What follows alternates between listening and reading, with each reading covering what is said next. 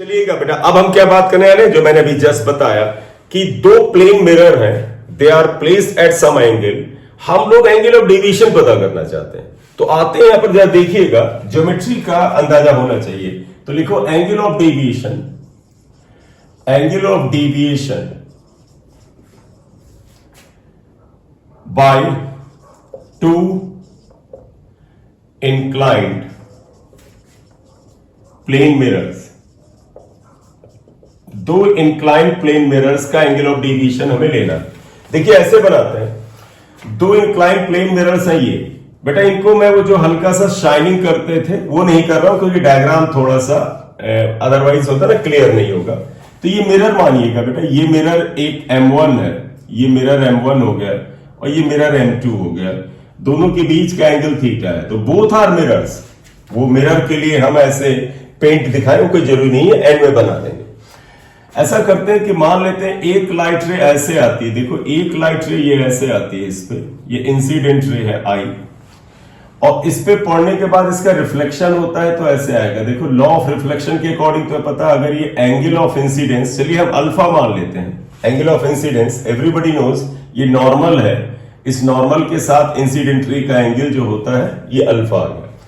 अगर ये angle alpha आया तो लॉ ऑफ रिफ्लेक्शन के अकॉर्डिंग पता है सेम एंगल पर ये जाएगा तो ये एंगल भी अल्फा के बराबर आएगा। ये लाइट रे ऐसे रिफ्लेक्ट हुई, इसके बाद ये लाइट रे जाएगी और यहां पर फिर इसका रिफ्लेक्शन होगा और ये रिफ्लेक्ट होकर ऐसे जाएगी। देखिएगा एंगल ऑफ डेविएशन ऐसे लेना चाहते हैं, ये ऐसे जाएगी, तो ये इस तरह से रिफ्लेक्ट होकर लाइट रे गई। नेचुरली इस केस में ये एंगल बीटा अगर ले लें, कुछ अलग होगा देख लेंगे, अल्फा बीटा मान लीजिए बीटा है, तो यहां पर angle of incidence is alpha, by the law of reflection this is also alpha.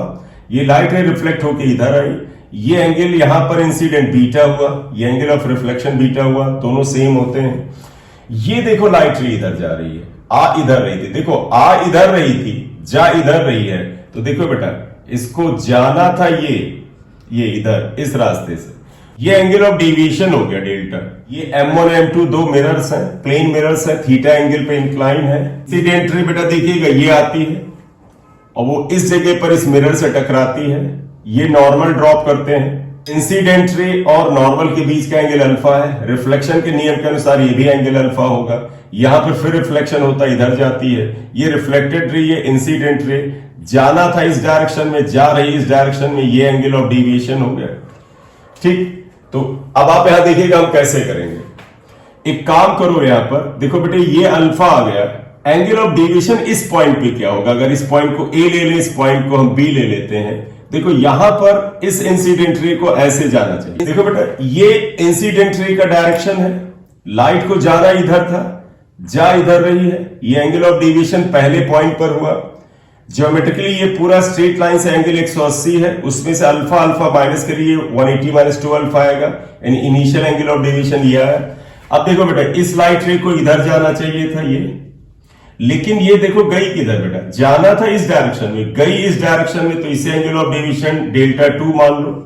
तो अब फिर देखो बेटा ये स्ट्रेट लाइन, ये पूरा एंगल 180, इसमें से बीटा बीटा माइनस करिए तो 180 माइनस 2 बीटा है।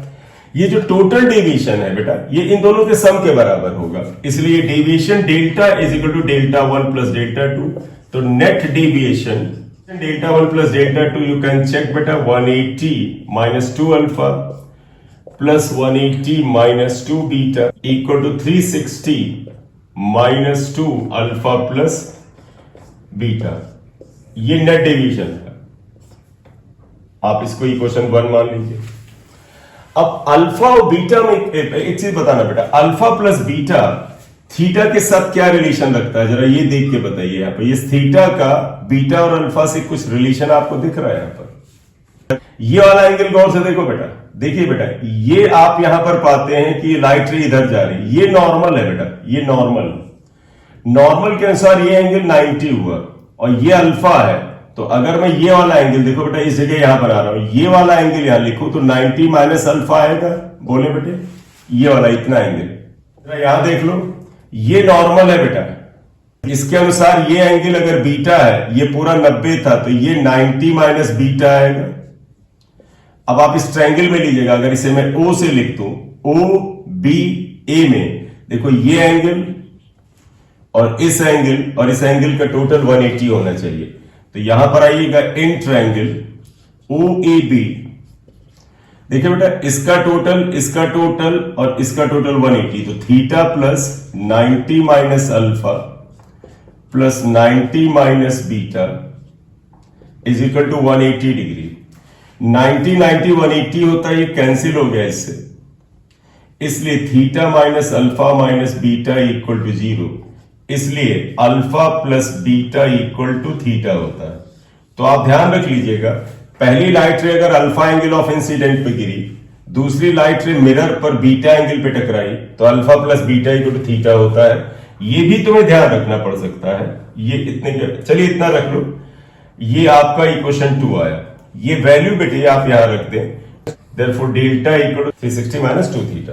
ठीक, तो क्या लंब लोब है, आप इसे याद करने के लिए मैंने क्या बोला था, if two mirrors are inclined at angle theta, तो इंसिडेंट रे और जो रिफ्लेक्टेड रे होती है उसके बीच का total angle of deviation 360 minus 2 theta होता है। इसे याद करके डायरेक्ट लगाओ तो इतनी चीजों से बच जाओगे।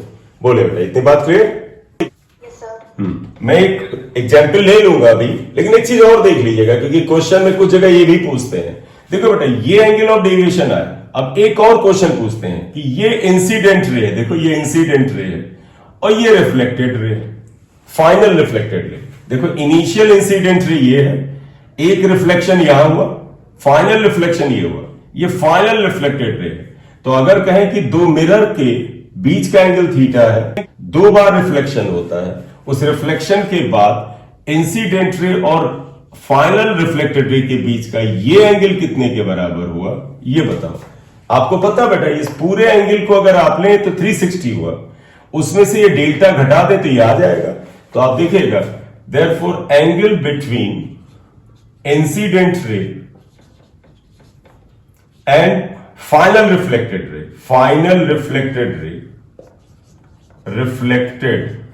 रे, अगर ये एंगल पूछा जाए तो कितने के बराबर आएगा, आपको पता है ये पूरा का पूरा एंगल 360 आएगा। 360 में से आप माइनस करें डेल्टा को, ये डेल्टा को, तो that would be equal to 360 minus 2 theta. देखिए बेटा ये 360 कैंसिल हो गया, तो ये माइनस माइनस प्लस 2 थीटा आएगा। तो ये भी तुम एक रिजल्ट याद रख सकते हो क्या, incident ray and final reflected ray के बीच का एंगल जो होगा, जो मिरर का एंगल था थीटा, उसका दुगना होता है, और एंगल ऑफ डेविएशन क्या होता है, इतना होता है। करेक्ट? बोलो, हाँ बोलो बेटा, कुछ कह रही थी। अगर हम ऐसे लें कि बीम ऑफ लाइट है और वो पार्शियली रिफ्लेक्ट हो रही है और पार्शियली रिफ्रैक्ट हो रही है, देखो पार्शियली रिफ्लेक्ट और पार्शियली रिफ्रैक्ट मिरर में तो नहीं होगा ना, वो तो किसी लेंस में या ग्लास में होगा। तो एक्चुअली ये तुम्हारा ये क्वेश्चन है, ये पार्ट हुआ रिफ्रैक्शन का। तो अब क्वेश्चन पुटअप करो, मतलब इस जगह इसका गुंजाइश नहीं है, लेकिन पुटअप करो क्वेश्चन, बोलो आगे। तो एक बीम ऑफ लाइट एक सरफेस से पार्शियली रिफ्लेक्ट हो रही है और पार्शियली रिफ्रैक्ट हो रही है, और जो उसका एंगल है रिफ्लेक्टेड और रिफ्रैक्टेड लाइट के बीच का वो 90 डिग्री है। तो हमें एंगल ऑफ रिफ्रैक्शन भी दे रखा है 30 डिग्री, तो इंसिडेंस बता। तुम्हारा ये मतलब होगा लाइट रे पड़ी, ऐसे कुछ हुई, कुछ हिस्सा रिफ्लेक्ट हो गया, कुछ हिस्सा अगर आप लेंगे ट्रांसमिट हो गया, रिफ्रैक्ट हो गया। रूल के अनुसार ये एंगल ऑफ इंसिडेंस है, ये एंगल ऑफ इंसिडेंस बराबर होगा। फिर तूने बोला रिफ्लेक्टेड है और इनके बीच का एंगल अगर 90 है, तो अब इसमें ज्योमेट्री लगा लो जो निकालना है ना, है ना। आप सामने ही देख लो, ये आई होता है अगर, तो ये आई अपने आप होता है लॉज ऑफ रिफ्लेक्शन से। तूने बताया क्वेश्चन में दिया है कि रिफ्लेक्टेड रे और रिफ्रैक्टेड रे 90 डिग्री पे है, तो ये 90 रख लो, अपने आप आ जाएगा। आप खुद ही बना सकते हैं। ये एंगल ऑफ रिफ्रैक्शन है, निकाल लो क्या है, बोलो बेटा। एंगल ऑफ रिफ्रैक्शन भी दे रखा है सर, ठीक है। हाँ, इसे इमेजिन नहीं कर पा रही थी। अच्छा ठीक, पता नहीं क्यों। चलो ठीक, अब क्लियर है। ओके सर, हाँ जी सर, थैंक यू सर। चलो बेटा, अब हम इसमें जो अभी हमने किया था उसका ही थोड़ा एप्लीकेशन ले लेते हैं, जस्ट अभी किया था। Example 1, if mirrors are inclined at, suppose मान ले 90 डिग्री, बड़ा पॉपुलर एंगल है, एट 90 डिग्री, तो बताए एंगल ऑफ डेविएशन क्या होगा। Then angle of deviation delta क्या था? 360 माइनस 2 थीटा था। थीटा यहां 90 है बेटे, ये 90 है, तो 360 माइनस 2 इंटू 90 यानी 180 डिग्री आ जाएगा। और एंगल ऑफ डेविएशन 180 का मतलब क्या हुआ बेटा?